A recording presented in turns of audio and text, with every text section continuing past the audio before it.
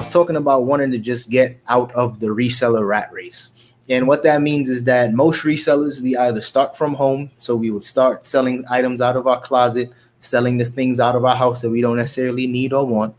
And, we'd start making some money. And then just by making that initial, first 20, 30 bucks on your own, it's a very good feeling. It's one of those feelings. It's almost like a high that I'm like still chasing, because that first day where I made my first sale was just amazing. So still trying to just chase that feeling, right? Then I would call that the adolescence phase. Then the next phase would be more, I would call that the immature phase, the baby phase, the baby steps. And then in the adolescence phase, that next step in business, you would either start doing more retail arbitrage like myself, going out to different stores, trying to focus on brand new products, right? So I would call that the adolescent stage, because you're stepping it up a little more. You're not just selling stuff out of your closet. You're not just going to garage sales and trying to flip anything that you can find to make a quick buck. That next stage, you're trying to put more intent and more focus into what you're doing. Now, that next phase, it was called, and I'm trying to quote this one book from Michael Gerber, The E-Myth. That next stage is called the maturity phase. That's the stage I'm trying to get to, right?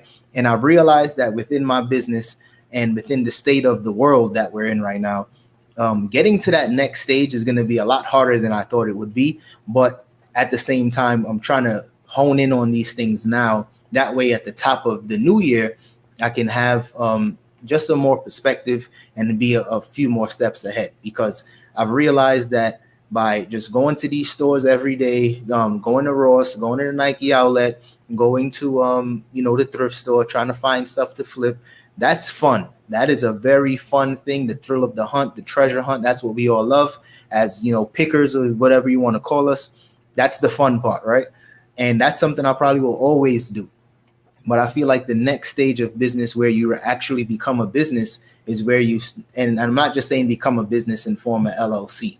I'm talking about starting a business and forging those partnerships and those business relationships that can propel you to the next level.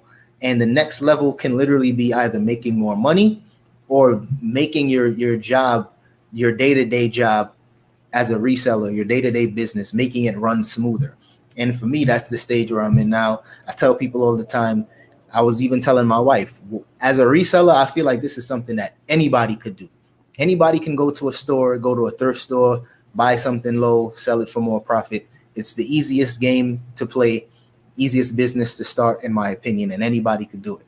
The big difference is that nowadays, with all these stores closing, stores like Century 21, stores like Dillard, stores like Macy's, all these big box stores that we've all become so accustomed to, with these stores closing, the game is changing now. So we can always get cheap stuff. Like resellers can always find cheap stuff and try to flip it for some profit. The problem is that anybody can find cheap stuff. I'll give you guys a perfect example. I was in Burlington today. I was trying to shoot a video, but just didn't really feel like shooting any content. So I'm in Burlington, and I'm seeing that they had these suits on sale. Kenneth Cole suits. Usually you would get these from like Macy's, or even like a Macy's wholesaler would carry some of these suits. Very good quality suits. 75% off. The jacket was $10 and the pants was $10. Any other day, I would grab those up. Any other time, I would be the first person to grab everything up in my cart, try to flip it online. The big difference now is that same deal is at every Burlington. Burlington can't move it anymore in their store. That's why they've slashed the price. I checked the comps on those same suits. People are selling those same suits for 30 and sometimes even less than that. I've seen some sales for 25 bucks. So people are making very small profit margins on these brand new suits. And it just opened my eyes to see that the reselling game is going to have to be a change, especially if you're trying to really make a lot of money with this. And I tell people all the time, the goal is to just be happy. But I know for me, I want to make a lot of money. As vain and as negative as it might sound, I'm one of those people that I'm the first in my family to graduate from college, to get a master's. And I'm just trying to start some generational wealth so that so my children won't have to work as hard as I did growing up. So it's a very strategic goal, and it's a reason why I want to make a lot of money. I'm thinking long term, right? So in order for me to get to those goals, I can't necessarily continuously just run to Ross or run to the outlet. I have to start forging more relationships with authorized dealers, with wholesalers, with liquidators. Just try to get closer to the actual brand before they get to Ross and Burlington and Marshalls and hit the thrift store. Just trying to start building those relationships, almost like that concept of like in restaurants, like farm to table. I'm just trying to get closer to, you know, those brands that sell things only to the authorized dealer. So that's something that I'm really just trying to focus in on. The content is definitely going to change over the next few days, maybe next few weeks. I might not share too much because it might be so much new things that I might not even be able to kind of teach it and share it as I'm doing it, because it's all going to be brand new to me. But the goal is really going to be just to help people kind of navigate through this system, because I've showed people how to go to a thrift store, what to find, what to buy, how much you should spend, how much you should sell it for. I've showed people the same process with the Ross and the Nike outlet. So I think now I'm going to start showing just the inner workings of doing more wholesale stuff and just trying to work more exclusively with brands. I still think I'm going to be straying away from clothing, only because, like I said earlier with that Burlington example, there's so many stores and clothing is at an all-time high to where you can get clothing for super cheap.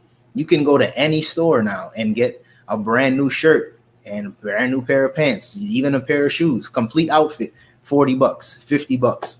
We're not talking about like trash that you'll be wearing. You could wear some really nice clothes, a full Kenneth Cole suit, $20, brand new. So it's stuff like that, what I'm thinking about. I'm really just trying to spread that message, make people start thinking bigger, start thinking more strategic. Because one thing that I can say about myself, just noticing some of the flaws that I was having in terms of running my business the way I was running it, I never liked to schedule things. I never liked to be real stringent with my time. I wasn't protecting my time, right? And I realize now that I'm getting older, I'm still in good shape. I still look a little youthful, skin still looking good. But I've realized that in order to really take this to the next level, I can't just keep running around. I can't just keep trying to go to these different stores every single day, because that was my business model. Go to a store every single day, try to get as much as you can and flip it as fast as possible. Now it's more about how can I just work smarter and not necessarily harder? Because like I said earlier, just because you're busy doesn't mean you're productive. And when I read that in that book, it hit me so hard, because I was always busy, but not necessarily being productive. So let's see who's in the chat.